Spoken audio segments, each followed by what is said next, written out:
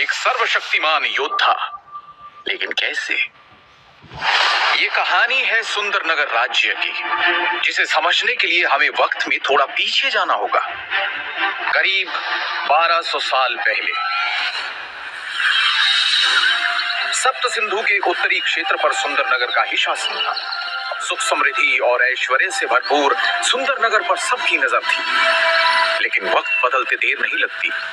नियति के चक्र से ना आम इंसान बच पाता है, न राजा और ना ही कोई राज्य।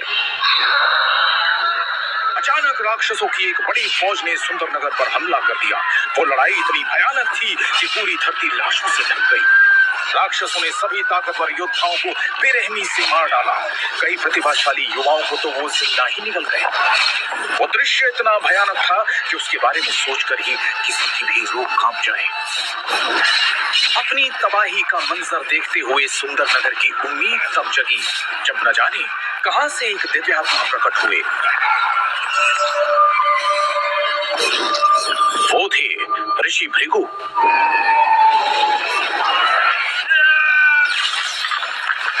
उन्होंने सभी राक्षसों को अपनी पवित्र श्वेत अग्नि से जलाकर भस्म कर दिया और सुंदरनगर को तबाह होने से बचा लिया। उसके बाद भृगु ऋषि ने राज परिवार के वर्तमान राजा को 2 दिव्य औषधीय गोलियां और जीवन के सूत्र नामक एक पुस्तक देते हुए कहा, हे राजा, इस पुस्तक में दिव्य शक्तियों के सूत्र है। इस पुस्तक की रहस्यमय दिव्य शक्तियों को जागृत करने वाला व्यक्ति संपूर्ण मानव जाति का कल्याण करेगा।